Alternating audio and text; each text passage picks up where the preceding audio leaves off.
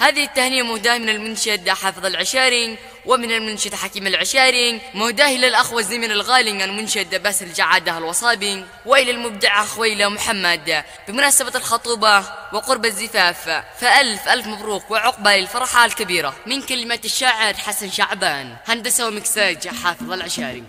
قال حافظ يا قلم هاتي أبيات الحسن، هاتي أحلى تهنية للأصيل ابن الأصيل. قال حافظ يا قلم هاتي أبيات الحسن، هاتي أحلى تهنية للأصيل ابن الأصيل. شعشعت الأنوار والنور في وجهك يبان، حقق الله منيتك قد وصلت المستحيل. ألف مبروك ألف مبروك لك عقد القران، بالخطوبة جيت أهنيك يا أغلى زميل. ألف مبروك يا خويله لكم أجمل التهاني، وانت يا باسل مبارك لك الوجه الجميل. زاني جو العاصمة والفرح والسعد حان، نجمنا باسل خطوب باركوا يا كل جيل. دام ربي فرحتك دايما طول الزمان، افرح افرح وافتهن واشعل الدنيا شاعل. أشهد انك بالوفا قد وصلت على مكان، والقاصد في حضرتك يعتبر حقه قليل. في المواقف انت ما يومي ترضي بالهوان، دامي راسك معدلي لا يهاب ولا يميل. سعدي من خواك يا باسل الحر الفلان، افتخر بك يا رفيقي وبالصوت الجميل. قد نظمت التهنية لك ونظمت البيان، لك تحيتي ولك مني الشكر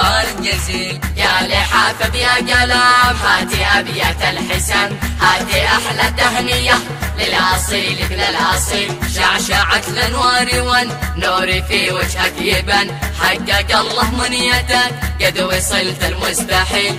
ألف مبروك ألف مبروك لك عقد القران، بالخطوبة جيت أهنيك يا أغلى زميل. ألف مبروك يا خويله لكم أجمل التهاني، وانت يا باسل مبارك لك الوجه الجميل. زاني جو العاصمة والفرح والسعد حان، نجمنا باسل خطوب باركوا يا كل جيل. دام ربي فرحتك دايما طول الزمان، افرح افرح وافتهن واشعل الدنيا شاعل. أشهد انك بالوفا قد وصلت على مكان، والقاصد في حضرتك يعتبر حقه قليل. في المواقف انت ما يومي ترضي بالهوان، دامي راسك معدلي لا يهاب ولا يميل. سعدي من خواك يا باسل الحر الفلان، افتخر بك يا رفيقي وبالصوت الجميل. قد نظمت التهنية لك ونظمت البيان، لك تحيتي ولك مني الشكر